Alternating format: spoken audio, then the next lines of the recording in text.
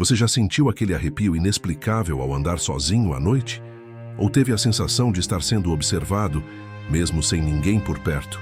Talvez fosse apenas sua imaginação, ou talvez não. No Japão, essas sensações ganham forma e nome. São os yokai, criaturas sobrenaturais que habitam florestas, rios, montanhas e até mesmo cidades. Alguns são brincalhões, outros perigosos, mas todos carregam um mistério que atravessa gerações. Raposas mágicas que assumem formas humanas, espíritos alados que testam a coragem dos viajantes e demônios implacáveis que punem os gananciosos. Essas histórias não são apenas mitos antigos, elas falam sobre nós, nossos medos e a forma como lidamos com o desconhecido. Mas e se os monstros de hoje não tivessem garras ou presas? E se o verdadeiro sobrenatural estivesse nas sombras da nossa própria mente, nos desafios que evitamos enfrentar ou nas incertezas que tentamos ignorar? Se você quer entender por que essas lendas continuam vivas até hoje e como podem nos ensinar algo sobre o mundo moderno, assista até o final. Há muito mais nesses relatos do que apenas folclore. Há segredos que ainda fazem parte da nossa vida. Agora, vamos descobrir juntos quem são os yokai e o que eles podem nos revelar sobre nós mesmos. Capítulo 1. O que são os yokai? Imagine viver em um mundo onde a linha entre o real e o fantástico é quase invisível. Um mundo onde cada rio pode esconder um espírito, cada floresta pode abrigar um ser místico e cada sombra pode ter olhos que observam. No Japão, essa ideia nunca foi apenas superstição. Era uma maneira de entender o inexplicável. Os yokai são criaturas sobrenaturais do folclore japonês, mas não se limitam a demônios ou fantasmas assustadores. Eles podem ser espíritos travessos, protetores de lugares sagrados ou entidades que desafiam nossa compreensão. Algumas dessas figuras surgiram para explicar fenômenos estranhos, como sons misteriosos na noite ou desaparecimentos inexplicáveis. Outras se tornaram símbolos do medo coletivo, uma forma de dar rosto às incertezas e aos perigos do mundo. Mas pare um instante e pense: quantas vezes nós mesmos criamos nossos próprios monstros? Às vezes, os maiores yokai não são aqueles das lendas, mas os medos que alimentamos em nossas mentes. O medo do fracasso, do julgamento, da mudança. A diferença é que, na mitologia japonesa, muitos yokai podiam ser apaziguados, ou até mesmo vencidos. E na vida real, será que não funciona da mesma forma? Nos próximos capítulos vamos conhecer alguns dos yokai mais fascinantes e descobrir o que eles representam não apenas para o Japão, mas para cada um de nós. Capítulo 2. Kitsune, as raposas mágicas e os segredos da ilusão. Se existe uma criatura no folclore japonês que carrega tanto mistério quanto fascínio, essa criatura é a Kitsune. Uma simples raposa para alguns, mas para aqueles que conhecem suas histórias, ela é muito mais do que isso. As Kitsune são seres sobrenaturais conhecidos por sua inteligência e por suas habilidades mágicas, especialmente a de se transformar em humanos. Dizem que à medida que envelhecem e acumulam sabedoria, desenvolvem novas caudas. E uma Kitsune de 9 caudas é considerada uma entidade quase divina.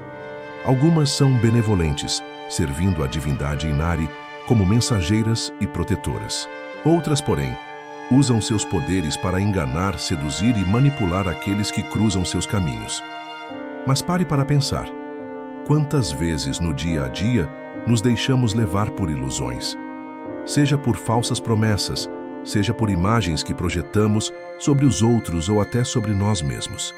Criamos máscaras para parecer mais confiantes, escondemos fraquezas para não parecermos vulneráveis e, sem perceber, nos tornamos como as Kitsune, mestres da transformação.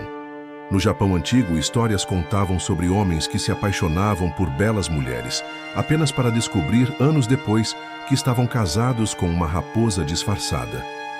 Isso nos faz refletir. Quantas vezes nos encantamos por algo sem ver o que realmente está por trás? Quantas vezes confiamos em aparências sem buscar a verdade? As Kitsune nos ensinam que nem tudo é o que parece. Mas também nos lembram que mudança e adaptação fazem parte da vida.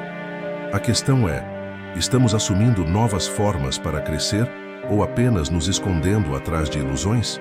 Nos próximos capítulos, vamos encontrar outras criaturas que, assim como as Kitsune, desafiam nossa percepção e nos fazem questionar o mundo ao nosso redor. Capítulo 3. Tengu, os guardiões alados e o orgulho que derruba. Nas montanhas densas e misteriosas do Japão, dizem que vivem os Tengu, seres alados, metade homem, metade pássaro, conhecidos tanto por sua sabedoria quanto por seu temperamento imprevisível. Algumas lendas dizem que são protetores das florestas e mestres das artes marciais. Outros os descrevem como seres arrogantes, que desafiam até os deuses por puro orgulho. Os Tengu eram vistos como guardiões dos templos e das artes secretas, dos samurais. Dizem que muitos guerreiros se aventuravam em montanhas sagradas para aprender com eles, mas apenas aqueles que demonstrassem humildade poderiam ser treinados. Se um aprendiz chegasse cheio de si, acreditando que já sabia tudo, o Tengu o humilharia sem piedade. Para eles, o maior inimigo de qualquer guerreiro não era a espada do oponente, mas sim seu próprio ego. E se pensarmos bem, essa ideia não está tão distante do nosso mundo. Quantas vezes achamos que sabemos mais do que realmente sabemos? Quantas vezes o orgulho nos impede de aprender algo novo, de admitir um erro ou de pedir ajuda? Vivemos em uma época em que o conhecimento está ao nosso alcance, mas também em que muitos se fecham em suas próprias certezas. O Tengu representa esse risco, o perigo de acreditar que já chegamos ao topo, quando na verdade ainda temos muito a crescer. Ele nos lembra que a verdadeira força não está em mostrar superioridade, mas em reconhecer nossas próprias limitações. No final, aqueles que se recusam a aprender, que se deixam levar pela arrogância, acabam caindo, exatamente como os Tengu caídos das lendas, que perderam suas asas e foram condenados a vagar como sombras do que um dia foram. Nos próximos capítulos, vamos conhecer criaturas ainda mais enigmáticas e entender como o sobrenatural reflete aspectos profundos da nossa própria existência. Capítulo 4. Oni, o reflexo sombrio dos nossos medos. Grandes, ferozes e implacáveis, os Oni são, talvez, as criaturas mais temidas do folclore japonês. Representados como demônios gigantes, com pele avermelhada ou azul, chifres afiados e um olhar ameaçador, esses seres são símbolos do caos e da destruição. Mas será que eles são apenas monstros ou representam algo mais profundo? Na tradição japonesa, os Oni não surgem do nada. Muitas lendas dizem que eles foram humanos um dia, mas se tornaram demônios ao longo do tempo, corrompidos por sua própria maldade ou pelo peso de seus pecados.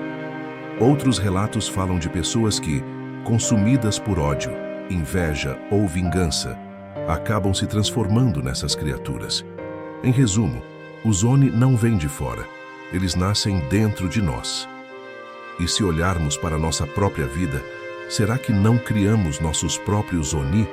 Quando permitimos que a raiva controle nossas ações, quando alimentamos ressentimentos ou quando deixamos que o medo nos torne agressivos, estamos dando forma a esses monstros internos. Quantas vezes vemos pessoas se tornarem amargas por nunca terem enfrentado seus traumas? Quantas vezes a dor não resolvida se transforma em destruição? No Japão existe um festival chamado Setsubun, onde as pessoas lançam grãos de soja para afastar os Oni e trazer boa sorte. Mas e se, em vez de afastar nossos demônios internos, aprendêssemos a reconhecê-los? E se, ao invés de ignorar nossas sombras, tivéssemos coragem de enfrentá-las? Os Oni nos lembram que todos temos uma parte sombria dentro de nós. A diferença está em quem deixa essa escuridão tomar conta e quem aprende a controlá-la. Nos próximos capítulos, vamos conhecer outros seres enigmáticos e descobrir como essas lendas ainda fazem parte da nossa vida, de formas inesperadas. Capítulo 5. Yurei, os espíritos que nunca partem.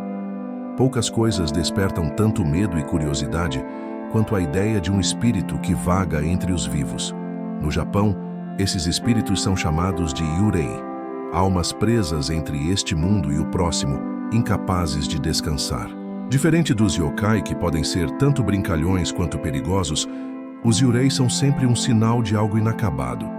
Uma dor que não foi resolvida, uma promessa que não foi cumprida ou um destino que foi interrompido antes do tempo. As histórias mais conhecidas sobre os yurei falam de figuras pálidas, vestidas com kimonos brancos, a cor do luto no Japão. Seus cabelos caem soltos, seus olhos carregam tristeza ou fúria, e seus pés, muitas vezes, nem tocam o chão. Eles não estão aqui por acaso. Foram traídos, mortos injustamente, ou simplesmente não conseguiram aceitar sua partida. Eles retornam porque ainda têm algo a dizer. Mas pare um instante e pense. Quantas vezes não somos assombrados por algo do nosso próprio passado? Quantas vezes deixamos coisas mal resolvidas nos perseguirem, como se fossem nossos próprios yurei internos?